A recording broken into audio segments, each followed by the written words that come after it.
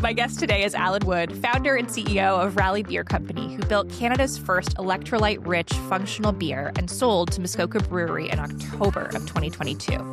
The idea came to him during a 760-kilometer solo gravel bike ride in 2019. You know, all of these sort of things were colliding on that ride. And it's honestly where I just sort of thought, like, I wonder if anyone's put these things together, like the outdoor adventure occasion, the electrolytes, the functional ingredients, and the delicious, celebratory beer at the end of the day. He launched in July 2020, right in the middle of COVID, and went from zero to over $1 million in run rate in just 27 months. While he was executing brilliantly, his competitors were raising $20 million, $100 million. And he raised $920,000 total. When it came time to exit, he sold for approximately $2 million. Everyone on his cap table got their money back, and that was the win. I was like, boom, sign me up. That'll be my first ride on the gravel bike. Let's go. All of these sort of things were colliding on that ride. And it's honestly where I just sort of thought, like, I wonder if anyone's put these things together, like the outdoor adventure occasion, the electrolytes, the functional ingredients, and the delicious, celebratory beer at the end of the day. So that gave me a little bit of like, ooh, something's happening here. And I was like, you know what? I'm going to jump in, go all in. I love it. His biggest lesson? Alan, welcome to the show. Awesome. Thanks for having me, Krystyn. Yeah, really excited to be here and share a bit of the story. Well, it is an honor to share it. And let's start from the very beginning. You're on the Butter Tart 700, which is this wild 760 kilometers solo gravel bike ride through Ontario. And somewhere in the middle of that journey, an idea hits you for Rally Beer. Take me to that moment. What were you thinking about? What was on your mind? Yeah, it's funny. I think the ride I was definitely at a bit of a crossroads in life, personal stuff happening. I had recently switched jobs. I was working in tech. I was one of the first employees at a fast growing telemedicine startup. And I was Felix just Health. I was at Felix, exactly. And I was just like, you know what? I just want to get out there and see if I can get the juices flowing again. I was just feeling sort of a little bit stuck, I think. So I went out. This was my first real adventure on a gravel bike. So I think one thing about me that's relevant is I like to go deep when I get into something. So I think I bought a gravel bike and I was immediately like, okay, what's the biggest, dumbest ride that I can find to sign up for and commit to? Most extreme. Yeah, right. and just Go all stumbled in. across the Butter Tart, which, how can you not love it? A 760 kilometer off-road ride fueled by Butter Tarts. I was like, boom, sign me up. Beautiful. That'll be my first ride on the gravel bike. Let's go. Prior to that, I've mostly only been into action sports. So I knew nothing about nutrition and endurance. And so right before this ride, I got a heart rate monitor, my first Garmin, and I'm fueling up with all these different bars and learning about functional ingredients and electrolytes and all that stuff in the water bottle. And yeah, we'd ride all day. I'd have the gears turning. I was actually originally thinking I love the bars. It's such a cool format to build a brand around, tell a story. And I love the occasion of boom, you're out in the wild, you're outside, you're doing something you love. Just such memorable moments out there. But at the end of each day of riding, I was still like, okay, where can I find a pub or a LCBO to buy one can of beer just to sort of celebrate the day with a beer before making camp and going to bed. So, all of these sort of things were colliding on that ride. And it's honestly where I just sort of thought, I wonder if anyone's put these things together, like the outdoor adventure occasion, the electrolytes, the functional ingredients, and the delicious, celebratory beer at the end of the day. Oh, it's so interesting. And so you had this idea, and everybody has ideas, but in terms of actually taking that next step, what was your first step to see if this is something you wanted to invest in? Time, money, etc. Yeah, I don't know that this is the right approach. But I got really, really excited about the idea and really invested in it early on. Honestly, all the validation I looked for prior to basically putting all my chips in was, Googling around, not really finding anybody pursuing it in a authentic way, and there have been past failed brands or failed product line extensions from Sleeman had done a coconut something or other that got a lot of bad press years back. But I did see one brand in the US called Sufferfest Brewing, and it had just been acquired by Sierra Nevada Brewing, which is like one of the most epic craft beer brands in the USA. And I just found it really interesting that Sufferfest got their attention um, as a real authentic craft brewery, kind of dipping their toes into another community and in this new category of functional beer. So that gave me a little bit of like, ooh, something's happening here. And I was like, you know what, I'm gonna jump in, go all in. I love it. Love the opportunities I was already seeing for, how to connect the community to the brand's mission. And we were talking about this earlier, just around this like first time sort of in the build, this sort of beautiful naivete, if you will. And I had this with my first Mhm. build where you're just like, I'm just gonna go for it because I see a problem. It needs to be solved. Let's put the weight of the muscle and the time and the effort and the hours in to make it a reality. And you do that. And we'll get to sort of, on your second build what that looks like now, but how many like what time period was it? Set the stage from the moment you're eating butter tarts on this crazy gravel bot ride to the first product is in your hands. What was that Yes, journey like? yeah. So the butter tart was in September. I actually incorporated Rally Beer Company Limited. I believe it was November 19th. It was in November of 2019. So Nice. probably a lot of people on Quick. this podcast to remember, just a few months before, all of our lives changed as well, which had a, Yeah. crazy and wonderful impact on the business, I think. Yeah. And then I convinced the LCBO, I landed my first LCBO listing probably in right around March 2020. And we delivered the first can of beer to the first store in July of 2020. So it was a pretty quick sprint to turn around. And of course, at that time, we were, deep in sort of the pandemic, July 2020. And so you dove all in, you went all in, you were convicted in the belief, you invested personally, you brought your partner along for the ride. In Yep. terms of the product development, I imagine this is a pretty capital intensive business to set up Mhm. to sort of brew something and to make sure that it's safe for consumption. Any kind of early learnings, any lessons that you took forward as you built the first version of the product? I think it's just that it was the conviction. I think the Yeah. first thing I did in the fall of 2019 is I got on. I believe at that time it wasn't Facebook Marketplace. I think I was using Kijiji, and I bought like a homebrew setup that was like a pretty sweet setup with like it had a Nice. rack. It was using like kegs with the top cut off for mash tanks and for the boiling, and bought that, set it up in my garage, and we just started brewing a couple of batches of homebrew in the garage. So not massively capital intensive. I think that first setup was like $2,000, and then you buy a little bit of ingredients. You repurpose some old Grolsch bottles, and Right. you can start having a product to talk about, share with friends, and start to hone in on at least the style of beer and the recipes that you want to use. So that was the Right. very early days. And then it was just like picking up the phone and cold calling anybody who would listen to me. Where do I find cans, labels? You know, who could I find? I knew that I wanted to use a co-packer, so I never Yep. wanted to build a brewery. So then I was just Yep. phoning breweries. How do I figure this out? Will you co-pack for me? Um, and obviously, just getting a lot of crickets in response, or a lot of no, no thanks, or no, you're crazy, kind of conversations. So that was the early days. And on the crazy, was you looked around in Canada at least, did you see any competitors on the scene that were thinking about this functional category at the time?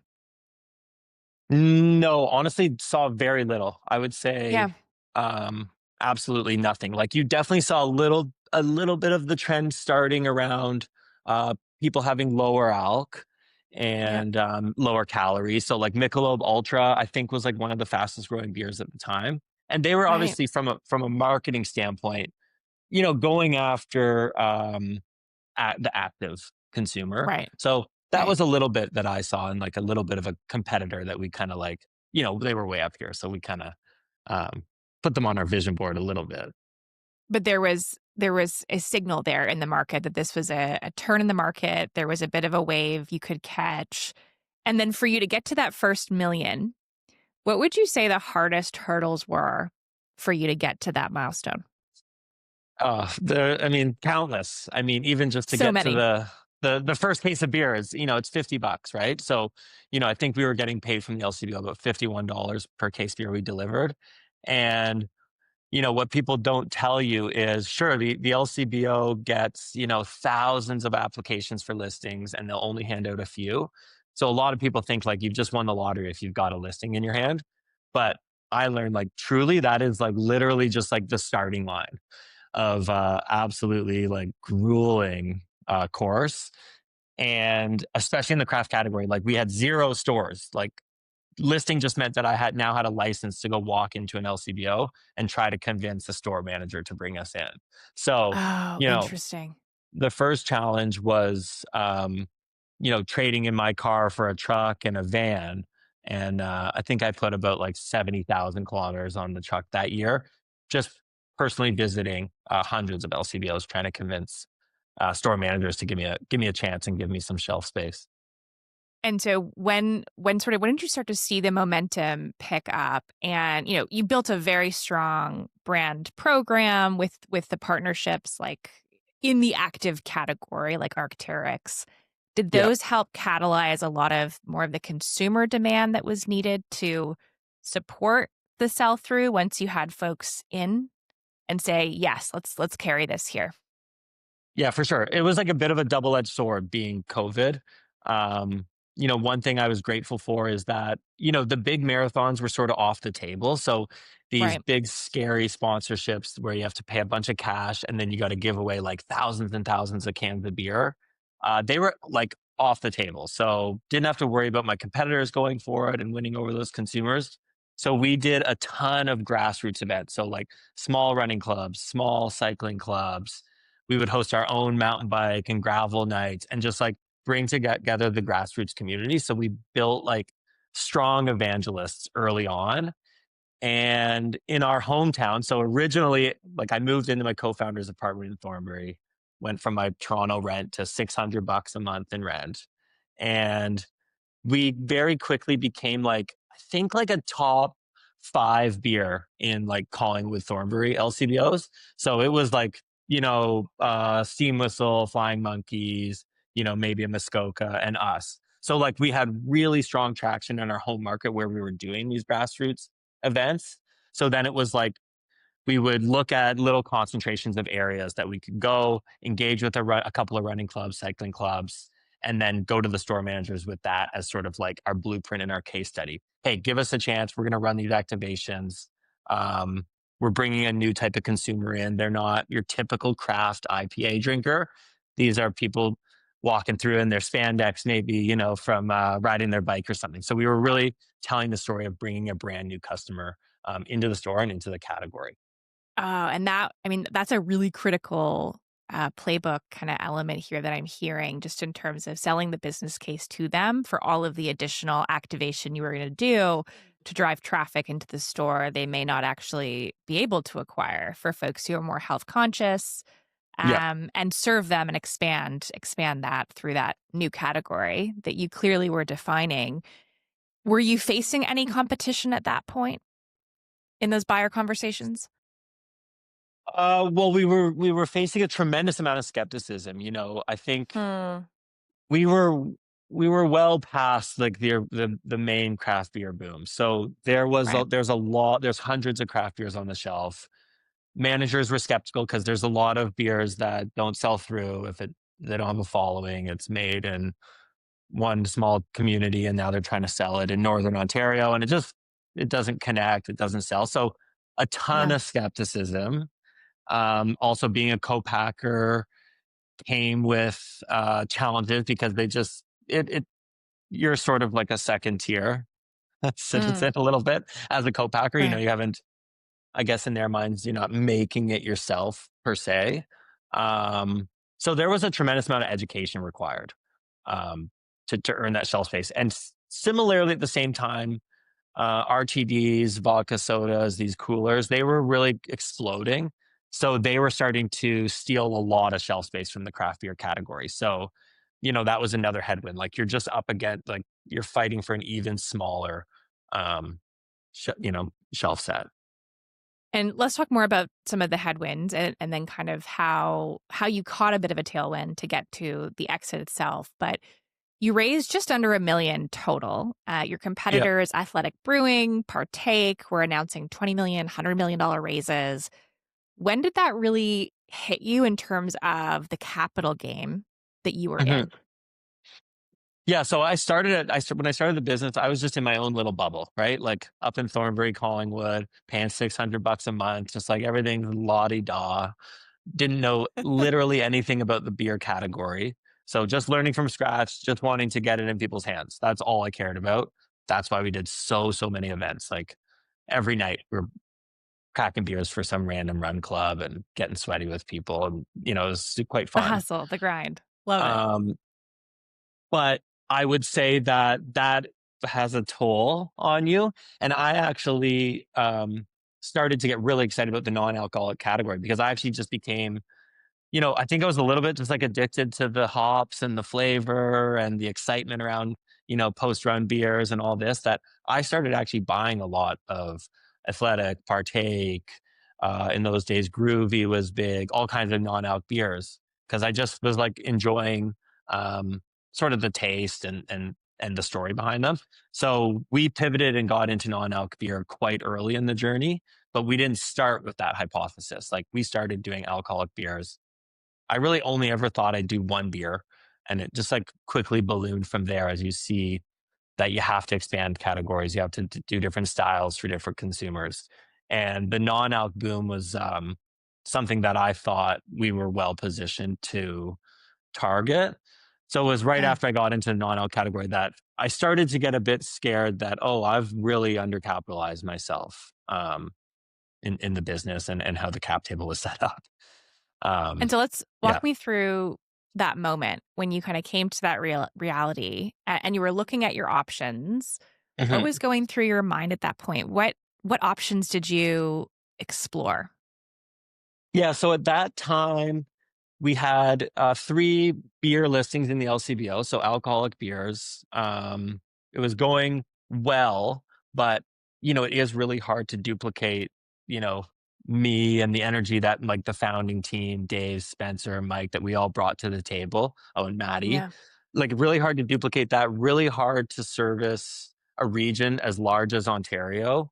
Um, without hiring a lot of people? How do you get sales reps that are really invested? We did use Right. agents and some of them, yeah, to great results, but it was really hard to get traction everywhere. Where we gave attention and where we spent time, we got great traction. So we knew the product market fit was, sort of working. Hmm. We didn't have the scaling it answer yet though. Um, and then once I got into non-alc beer, um, I got a phone call from Loblaws. All of a sudden, we're doing national. I'm co-packing and ordering more cans than I've ever imagined existed before. And, doing that on a shoestring was really when I realized, oh, this is could be problematic because I started to look at Loblaws forecast. Okay, how am I going to produce that much and pay all these bills? Because Cash you have to flow. you got to hold quite a bit of inventory. Yeah, And so yeah, the working capital that goes into that and the payment terms. And you'd sort of talked a little bit about Loblaws and, yeah. we do have a bit of a monopolistic, oligopolistic grocery chain across Canada. Chains, there's only 2 or 3 players really that dominate. And so how did Mhm. that kind of dynamic show up for you as a small business as you were thinking about matching the scale and being able to fully match the distribution need? Honestly, I think it was the naivete. Um, Yeah. and at that time, we were going to CHFA conferences. I was meeting lots of founders, hearing everybody's war stories, and being like, "Oh man, like this is a tough game," like it's really tough to break through. But my naivete, I think, again, it's a double-edged sword, but Loblaws actually phoned us. And to this Mm. day, I don't know who it was or how it happened, but I assumed I chatted with someone at an event, gave them a beer, told the story, and, you know, someone liked what we were doing. So Loblaws ended up calling us and they waived the listing fee.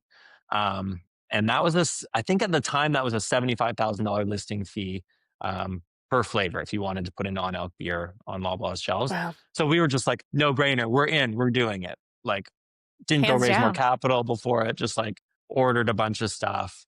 And I'm like, yeah, Yeah. I have 30 days to pay them and 30 days to pay them. So let's just do it. And this is going to be like game changer. Um, so it was a naivete. I didn't even think about like, oh, am I going to be in a cash flow crunch? We were just like, let's go for it. Like, we'll figure What it an out. opportunity, literally an opportunity that knocks. And so what happened? What happened from that distribution? Did that change the game that you were playing? Um, Absolutely. But it also put us in a really tricky position. So, they give you this enormous forecast, you produce the largest batch of beer that you've ever produced, and you start shipping it out to stores. We had a few like really scary moments. I was, on a bike ride, my phone's ringing like crazy, answer it. And the Loblaws DC was denying our shipment because the way we wrote the expiry date code was non-compliant for them. And so like that was the whole thing. I was like, that's it. Like it's over. Like we're done. Like there's no money left. Ended up calling my category manager. She ended up kind of smoothing it over, giving us a one-time exception on it. So we kind of got through that. But then it was just like taking longer and longer. So like you ship to the DC, you think you're going to be on shelf and selling, the next week, but it doesn't go like that. It drags on and on. Weeks and weeks went by. Weeks turned into a month or two, and you just start to get really stretched because they're not ordering to their forecast because they're not selling through product until it hits the shelf. So there was a lot of misunderstandings, I think, and how accurate the forecasts that they give to a brand. If you're speaking to a retail founder, a CPG founder today, and you look back on what you would have told younger Alan in that moment to shortcut some of that pain, what would you Mm. say? What 2 or 3 moves would be really critical for them to take? I think that you really would. I think we would have been better off if we started with smaller chains and like really learned how to sell through in a grocery environment rather than just sort of scaling up to, the largest retailer in the country right away. So we didn't have a tremendous amount of experience selling through small chains and independents. Right. I had no idea what promotions were or flyer campaigns, or I didn't know what any of that stuff was. Um, and I didn't really understand all the deductions and all the, logistics fees and restocking fees. And I was getting bills for store renovation. And I was like, why am I paying for a store renovation in Sault Ste. Marie? So just like Interesting. not knowing about really how all the economics play out and like, okay, what is the margin you really actually need once you account for all these sort of hidden charges and hidden fees. Given that what you learned there from a price point perspective, like what are the levers you can control once you really have a good handle on the economics? Is it just about volume in this category? Do you have any control over pricing really? Or is it really just about ensuring that sell through is really high to make sure that you're hitting the mark? Yeah, I mean, you want to make sure the unit economics either makes sense or that you have a pathway to improve your own costs. So, like, one of Yeah. the big levers we were always working on was moving from a labeled can to a printed can. Again, Yeah. it's just all dependent on scale and the volume that you can do. Also, you have to pre-commit to these, so it is a cash flow issue. Whereas labels, you Right. can kind of buy one by one and stick them on.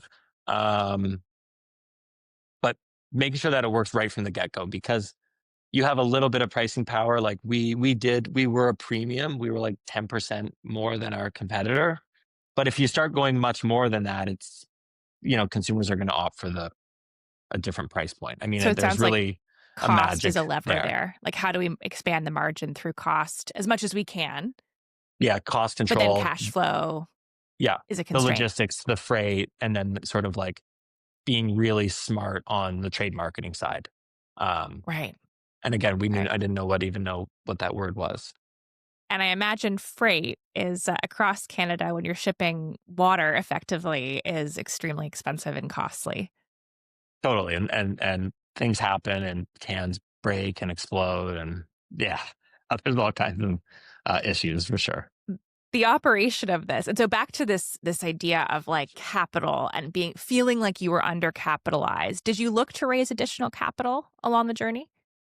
Yeah, we were out looking for capital. It was a very tough environment for fundraising. This would have been, at least it was tough for me in the environment. It was 2021, and we were like, we got to raise some money. We went out to the market, went looking, talked to lots of people, and that's actually when I first got introduced to the people at Muskoka Brewery, and they were very interested at that time, and I had like letter of intent for them to do a fairly sizable investment. I think it was $1 million at the time, um, just to buy out a portion of the business. So just to come in, join my cap table, and let me keep running it as a fully independent entity for a while. Yeah, yeah. Um, Otherwise, like we didn't have a ton of options. We didn't have a ton of investors. Um, ready to commit and provide term sheets. I think beverage was sort of starting to, and CPG in general was starting to turn a little bit. And on that note, I mean, that's also sort of the height of D2C, kind of like different Yeah. categories coming online. So did you feel like there was a lack of capital flow coming through to this category? Was that part of it? Um, was it also that, I mean, in my experience, fundraising is a full-time job while you're also handling a full-time job and a lean operation. I mean, that's a lot to handle at once and do really well in both respects. Did you feel Yeah. constrained just in your own capacity to handle all of that at once? Oh yeah. I think I was navigating burnout during that time for sure. Um, And like it's a bit of a perfect storm. Like, and it does come back to conviction too. I Yeah. felt strong conviction that with someone to make an investment like a Muskoka Brewery who has a lot of expertise in the beer category and beverage in manufacturing, has their trucks. I was like, this could be really good. There's a lot to learn there. Um, but I don't know that I was necessarily keen to go raise another $1 million from my personal network, Yeah. um, to just let me keep figuring it out. So it was like starting to starting to wrestle with that internally a little bit as well. Right. Um, Right. and And definitely at that time, getting a bit wise to the whole, game of it. And hmm. I mean, at that time, I probably owned somewhere around 40 something percent of the business, but like, you've already given away a large chunk of the business. So it's already like, I'm working for a board of directors and, Yeah. starting to feel like a little bit like a big responsibility and a big weight on my shoulders. Well, and on that point, and this is what a lot of founders, especially when they're starting out, don't necessarily recognize that the more equity you give away, yes, it can support scaling the business, but the more of your options you sort of give away. And also exit stories, you may hear of this Mm, crazy $100 million whatever exit. But at that point, how much of the company does the founder actually control and own? And from there, what was the deal structure? Was mhm, most of that structured in an earnout? So there's so much nuance to these stories. And I think there's always so much heart and emotion that is not really talked about. And the fact that you're literally wearing all of these hats, trying to keep this thing going. We talked about how you're doubling down on the business, even in that moment where you're feeling the constraint and investing an additional amount of your own capital in the business mhm. to keep it going. At what point did you kind of go, okay, I'm getting to your point clear on the game that I'm actually playing in this category, feeling a little too small for a really large strategic buyer like a Labatt or Molson, and you can't, but it was challenging given how capital intensive distribution and trade marketing and all of that kind of is to compete with these very well capitalized players. Mhm. Um, and then you kind of realize, okay, what are my options at that point, given what I'm seeing? Walk me through, like, what was going through your head at that time as you looked to a different path, and then kind of got to the point where you go, like, yes, this needs to be. There's a clear acquisition path here with a partner I already know well, Muskoka Brewery. What sort of got you to that moment, to that decision? Yeah, I mean, part of it is this, and I think why this will hopefully resonate with founders is like you just have to be in the arena to sort of Love it. try to figure something out. But yeah, that investment did fall through. It took too long. I responded. I remember to an email thinking it was my team and it was their team, and it was like, oh, I was just like, it was a disaster. And then both of us got really busy. Like in the beverage business, summers are really busy. So then it was like it was paused and it was over. That's when we Right. had to double down and like personally put in me, my co-founder Dave, and then my main investor. He was like, I'll match whatever you put in. So we all put Oh, in cool. 50 grand. So 150 grand. That was like, let's survive one more season, one more main selling season, and see what happens. So that was quite stressful. So you're already, you're up against the ropes a little bit. Um, and so after the busy selling season, we were executing. We were promising everyone big growth on the non-alc beer, promising that we're going to win some big listings. Luckily, we did come through with the Loblaws national listing. So like we were executing well. We were making like pretty big, ambitious goals, and we were able to accomplish them, which was really great. Um, the base economics are still a real challenge, though. We still Right. had not, you know, made the switch to printed cans, so our costs are a little bit upside down. You're still doing a lot of things that don't make sense. You're still learning.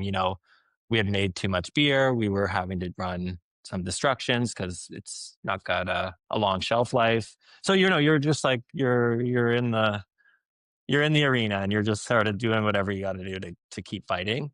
Yeah. Um, and also at that time, I was talking to lots of other founders, lots of beer companies, and starting to learn, oh man, a lot of my heroes, like a lot of them experience a lot of dilution. They don't own large chunks of the business, and it was becoming a increasingly tough environment, especially in beer.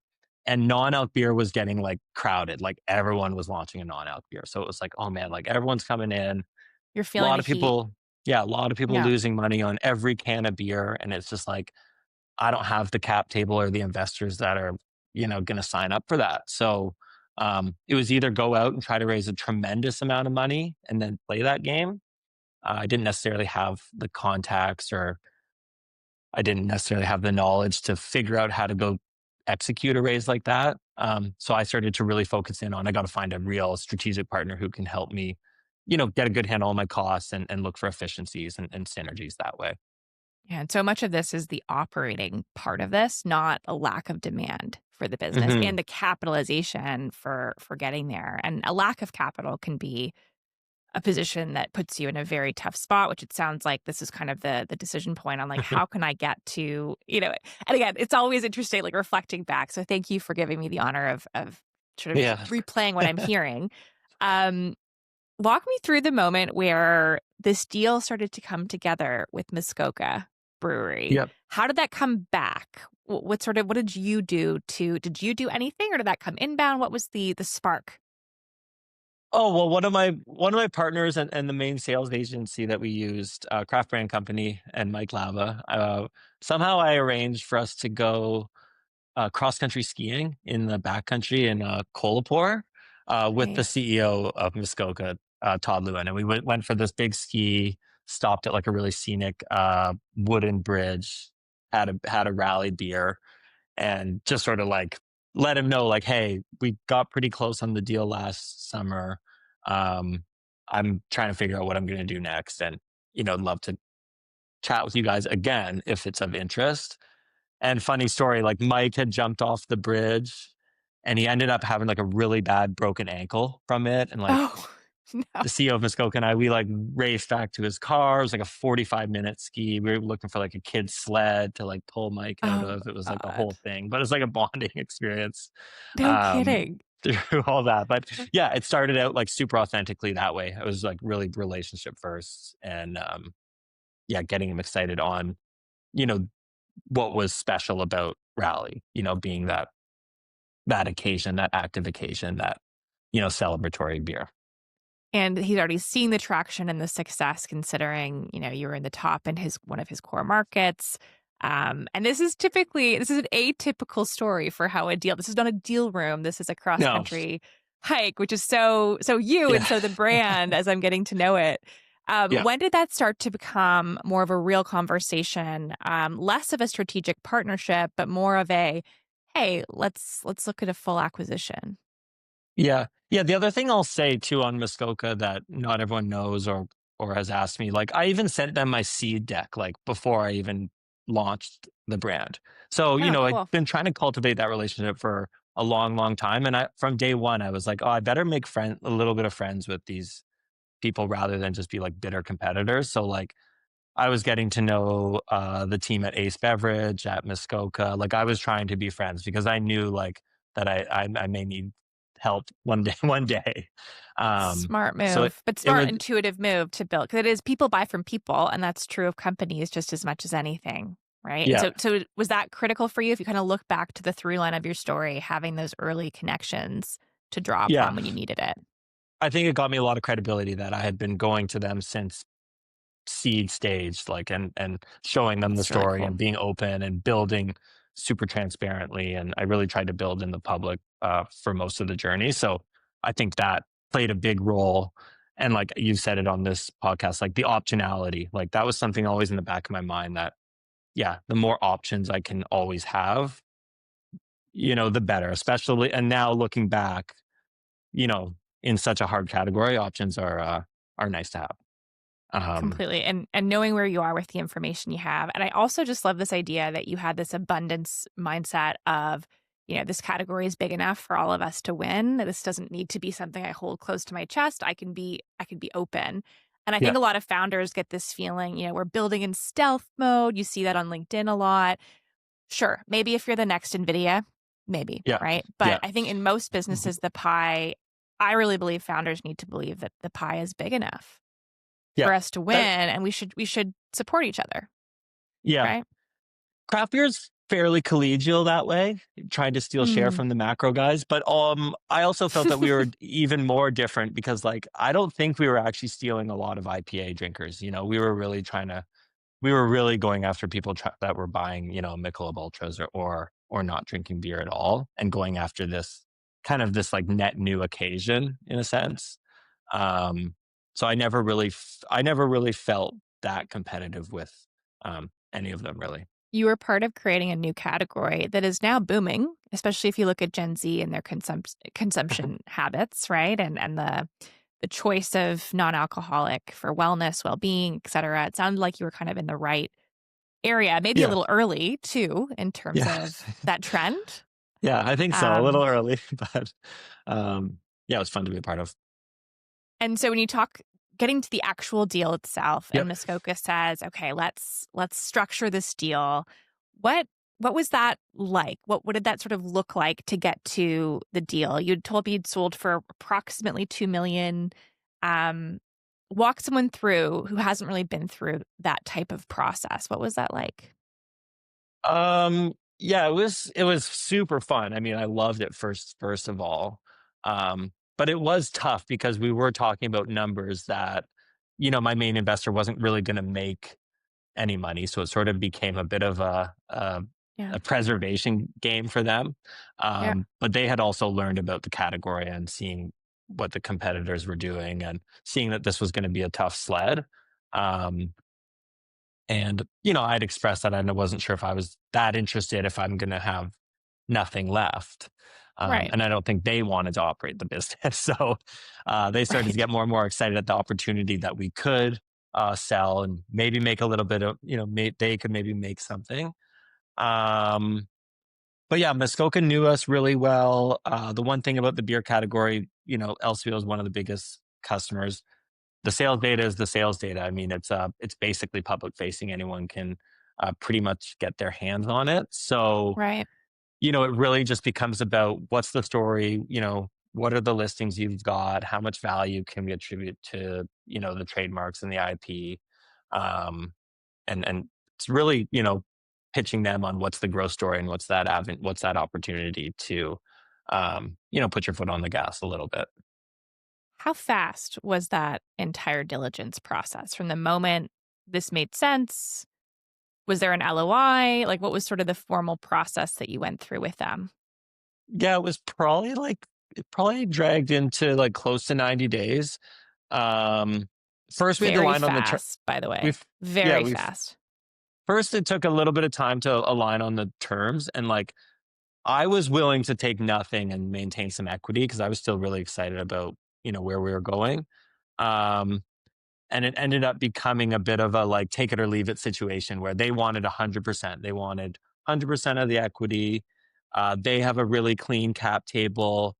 I wasn't going to write any checks. So they're just like, we're going to write all the checks and we don't need any other partners. And we're not used to having anyone on the cap table. So they were just like, we'd like to just own 100% and, offer me in return, what they consider to be a dream job. And went back and forth trying to negotiate that piece of it, but ultimately um, it kind of became evident that if we were going to pursue it, it was going to be 100% deal.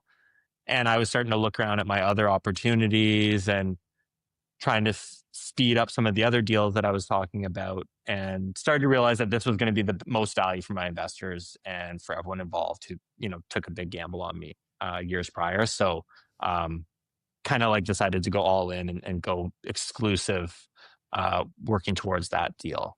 That was maybe a month or so. But yeah, the deal itself went fairly quick. Um, it was one thing Muskoka really liked about me is I was always very fast. And I remember at one point, like there was multiple MNP, like accountants and lawyers at the table and like just me. And it's like, who does this and what's the process of this? And I'm like, I do that. Like, this is just that, it's that, it's that. And it was like, yeah, just like a wild match. But I was just like, this is wild that it's like me and my buddy who's a lawyer and my buddy who's an accountant, like just very helping, with little requests. And then like a whole team on the other side of like auditors. Um, That can be intimidating too, and it depends on, you're used to running your business. This is a whole other skill that you're learning while in it. I mean, nobody goes to school for deal making for the most part. yeah. It's sort of something you learn once you're in it, Yeah. and then through it and have some reflection, which we'll get to in a moment in terms of what you would go back and sort of help other founders who might be going through that for the first time. Yeah. But how did you settle on the value of the business? Yeah. I mean, one, it's easy to settle on sort of, okay, we've got some trays and some cans, and this is the inventory number, and like all that stuff is easy. But that Yeah. amounts to like, at our scale, like a relatively small number. So then you're just like looking at you're looking at trademarks, you know? Right. I laugh, like, what was on my balance sheet? Like a couple of Yeti coolers and a couple of flags and tents, Right. that was pretty much it. We had a truck, but there was a loan on it. So it was sort of a wash. So you're really just, one, there's real value in the listings and there's there's a sales track record there. Um, but for us, it was really convincing Muskoka on the future category growth. We've got this listings. We've got good relationship with the category managers, so we can expand, new SKUs, both in alc Yeah. and non-alc. And then just looking at kind of where that could go. Right. Um, Right. And so selling them mhm. the future potential of the business. And what were you doing, just if you don't mind, was sort of rough sizing at that point in revenue? Oh, I think we had just started to have our first month or two over 100 grand a month in sales. So Nice. it was growing a lot because we had just finally gotten the non-alc beer to shelf, which Yeah. became like probably about 50% of the business Yeah. relatively quickly. So we were seeing really good growth there. So we were really definitely selling on that future.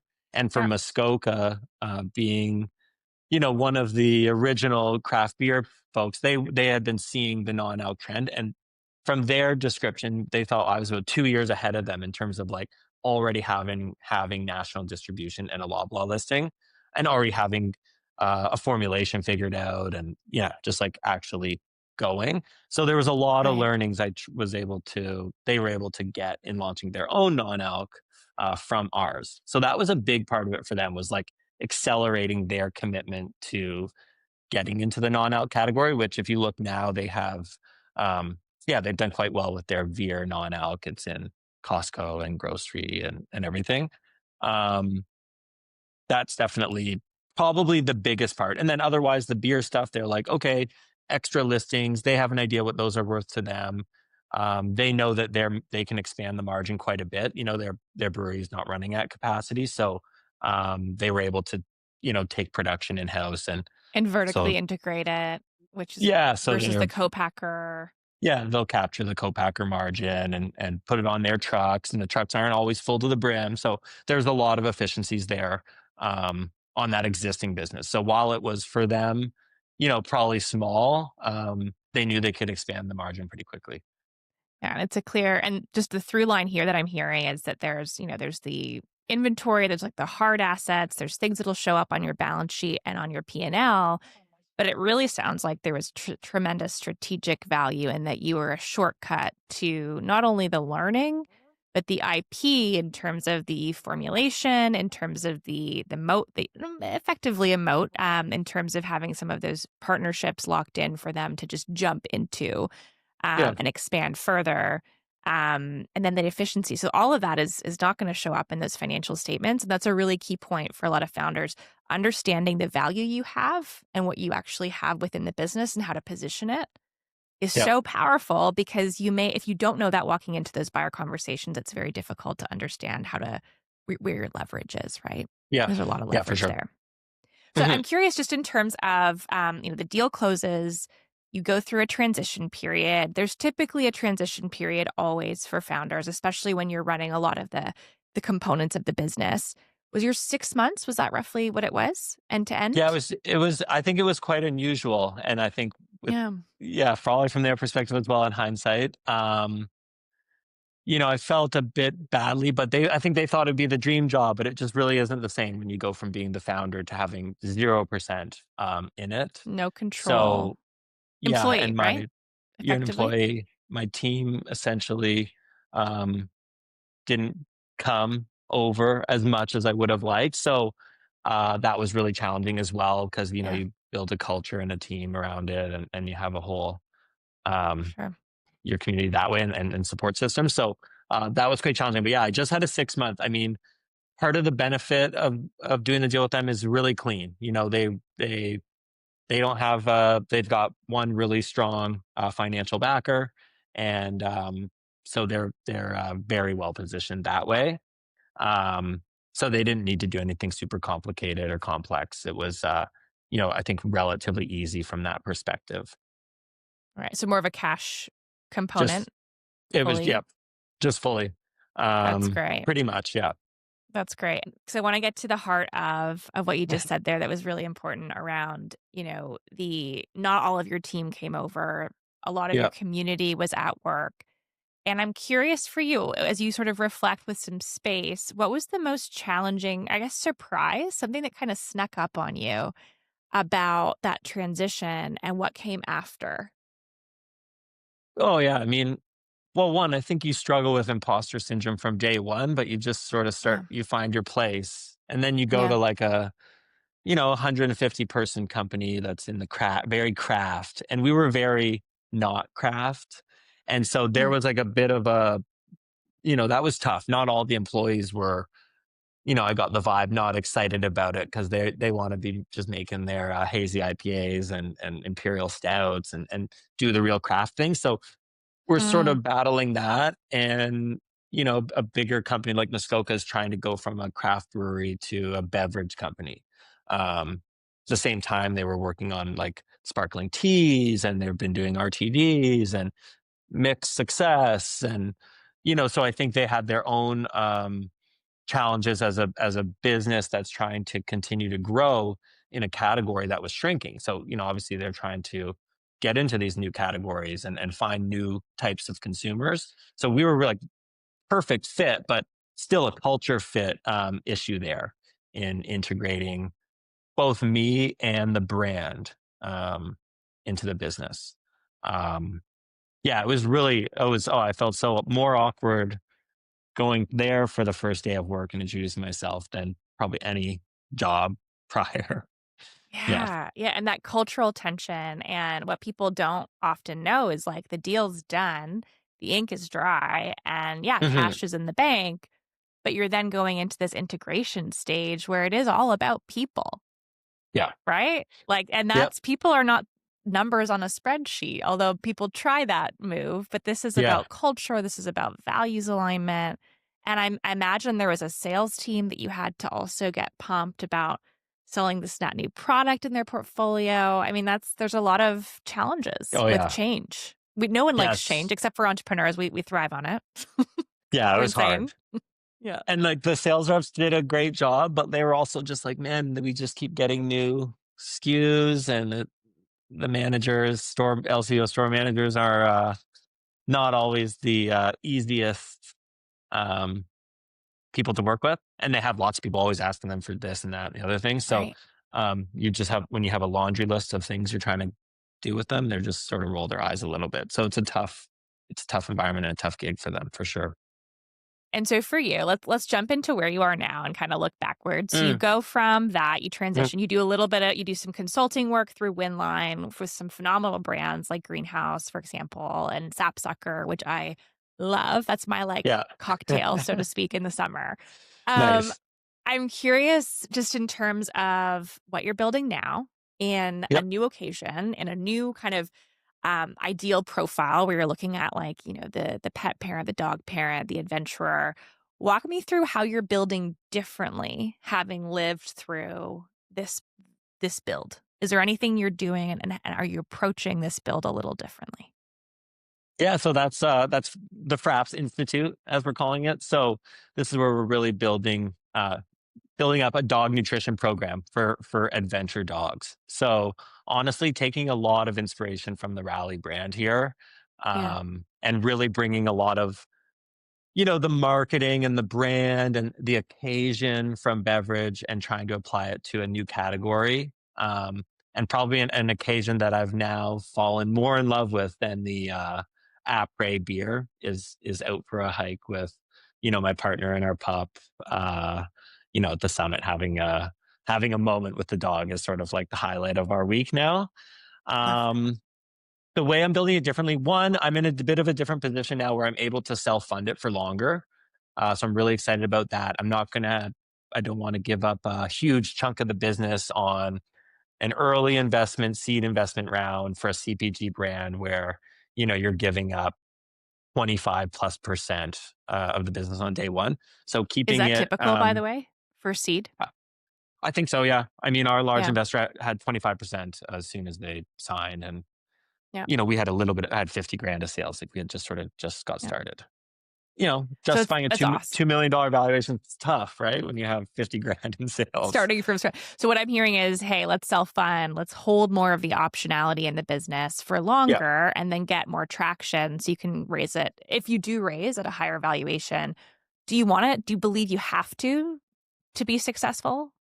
Do you believe you have to raise in this sort of business? I don't think so. We're going to really try to build a really strong brand and community. So I'm also excited that I get to grow e-commerce in a bigger way. With all the regulatory constraints around alcohol, e-commerce was, you know, on and off again a little bit because the rules were changing through COVID there. So I'm excited to own more of that, own my customer more, not be so reliant on the LCBO, on a Yeah. massive retailer like Loblaws. So the ability to go build real relationships with um, consumers direct, but then also independent stores. There's well over 1,000 independent pet stores. There's, you know, hundreds and hundreds of outdoor shops and the independent sort of hiking stores and bike shops where we'd love to Yeah. get our dog adventure bar in. So yeah, more direct relationship with those customers, I think, is critical here, I love that. which And I'm I'm really hearing really that excited about. I'm hearing just a couple of patterns here. Just one around, Mhm. the grassroots movement, really building that community around a brand, building the audience around the Mhm. brand. And then you had mentioned, going to Loblaws right away. Maybe you should have started with more of the independents, got your footing. So I'm hearing you kind of taking that approach here. And then the third thing that I'm hearing is around know your numbers, know your unit economics, Yeah. understand the game you're playing. We had talked about this in an earlier call just around, and I felt this experience post one of my startups that didn't work out. and I felt this almost like this fear of touching fire again. And so instead of that Yeah. like crazy reckless abandon of like, I'm just gonna go do the thing, I'm convicted, let's just go. A little naivete. Yeah. Is Yeah. that still with you? Or do you think that you're like, do you want to touch fire again? Right. And you are. You're back in the build. So am I. We're choosing it. Yeah. What's that Yeah, like for no, you? I really struggled to even share this because I've had this idea for like right since a year and a half probably now, um, and I was really really cautious, really saying I would never do that again. Hmm. Um, but always in the back of my mind, knowing that yeah, I really love it, and now I have all these learnings, and it yeah really would be a waste. Yeah. Um, but one thing that got me excited about this category is the way I've built it out, the margins are going to be much more of a truly sustainable. Where I think we can grow thoughtfully, incrementally, not have to commit to crazy minimum order quantities to get in the game and have all this inventory that might struggle to offload. So there's a bit more of a incrementality to it, better margin, true contribution margin, really on day one. I think is super important because we want to build sustainable brand. We want to have a strong social impact program. We're going to give 2% back to rescue dog organizations and all this sort of Oh, stuff. So love that. just the ability to own your own destiny a little bit, have a little bit more of a grasp on it than the last adventure. And what I'm hearing is you've got the playbook from the last adventure. You've got a pattern. You've got experience and expertise that you can parlay into something and do it even better. You're more experienced now as a founder than you Yeah. were before. And I'm curious as you think about the founder who's listening, who's like deep in the build. Maybe they're in a category like you were where it was super competitive. Maybe they're feeling undercapitalized, maybe not. But what advice would you give them now that you've been on the other side and you're back in the build, whether in the IQ side in terms of like all the things you can do to prepare, or the EQ side in terms of like thinking about your community, thinking where you're spending your time to recharge, reset, find Mhm. yourself, ground yourself through these moments? What would you want to say? Yeah, I think it's just, don't be shy to get uncomfortable, make sure you've got the right people around you. And if you don't feel like you do, it's as uncomfortable as it is, put yourself out there, have conversations. Um, I was surprised at the amount of people that gave me support and advice and were willing to help and kind of join the cause. um, was absolutely critical. So just have those uncomfortable conversations, be honest, be transparent. There's not a lot of secrets left out there. So feel free to share what you're building. I think that that's a really strong, it's an accountability thing. And I think people respect it. And I don't think there are that many secrets left out there in many of these categories. If you're building one of those, then you're way smarter than me. So I disregard all of this. But yeah, talk to as many people as you can, especially if you're struggling. You never know who knows someone that's been through it or that can help or provide some advice. And I felt that I built an advisory board very early on and gave them equity grants. So like that concept of spread your chips around a little bit, especially if you're not maybe seeing as much traction as you thought. I think that's a great tool to make sure that these people are the right people beside you and not just maybe blowing smoke or something, but um, help them have a little bit in the game to help push it forward.